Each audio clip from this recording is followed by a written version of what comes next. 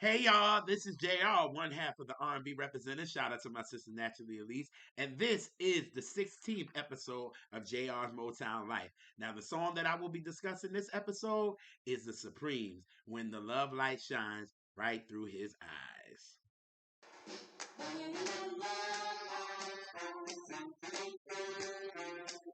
Baby realized I should apologize. And when he placed a kiss upon my face, and then I knew, then I knew that it would not fall.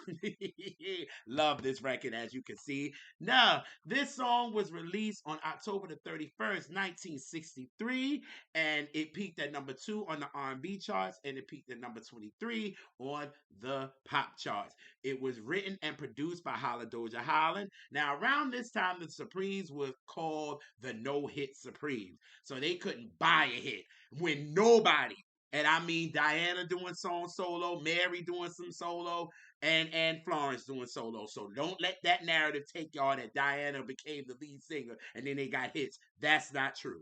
So Barry was like, you know what? I'm going to get Doja Holland to work with these girls because, during this time, Doja Holland was working with Martha Reeves and the Vandellas, and they were the hit girls. You know what I'm saying? They were doing hits like Heat Wave and all of that good stuff. So finally, they wrote this song, When the Love Light Shines Right Through His Eyes.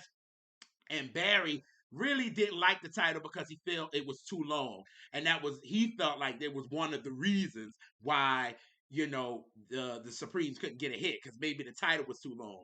No, maybe just because the song wasn't good because you was ready. Anyway, I'm just saying.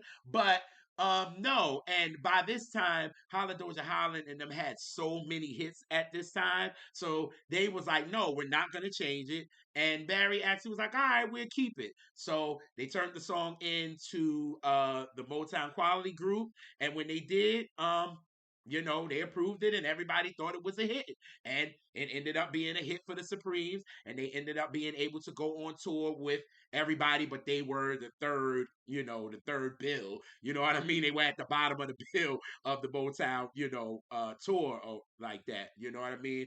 But some little behind the scenes type of thing that went on with this record is so y'all know at the part of the second verse when somebody comes in, when a couple of people come in and say, that was actually the Four Tops. The Four Tops was just signed to Motown. So, Doja Holland became their producers as well. So they came in and let them do, just do that part. So just know that. And also at this time, the Funk Brothers, which, really the top dogs included Benjamin and James Jamerson and Mike Terry on saxophone. They really was not here for this sound that Barry was getting from Motown, this 1-2 type of thing. They were jazz musicians, you know what I mean? And they wasn't really respecting the producers because they was like, yo, we don't play like this. But Lamont Doja actually said that they saw him write and actually create the music, and they actually started to respect what he did. And they was like, you know what?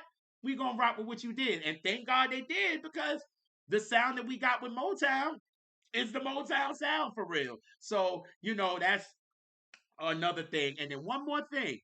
This song was actually an answer to what Phil Spector was doing with the Wall of Sound. You know what I mean? Because you could tell the type of sound that it has. It had like that airy sound that the Wall of Sound had, like a kind of like an operatic type of thing. You know what I'm saying? If y'all listen to Phil Spector's Wall of Sound, you kind of see where they were kind of answering that. So with that, I think it was dope. You know what I mean? And I always want people to understand this was actually the first hit for the Supremes. Everybody goes to Where Did Our Love Go because it was the number one song, but this song was their first hit that they were able to tour and actually got on Billboard, and it was actually a top 40 hit. So when the love light shines right through his eyes is really the Supremes' first hit song. not too many people that I know have redone this song. I know Dusty Springfield did it in 1964, which we know Dusty Springfield loves Motown, and she's a big reason why Motown actually went global. But I'll talk about that in another episode. I know Bonnie Pointer did it in 1979. She did it as like a disco record type of thing.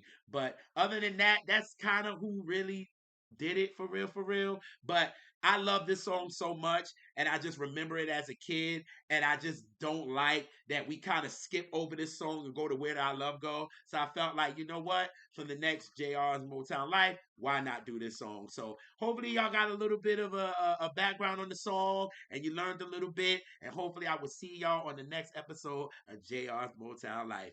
Peace.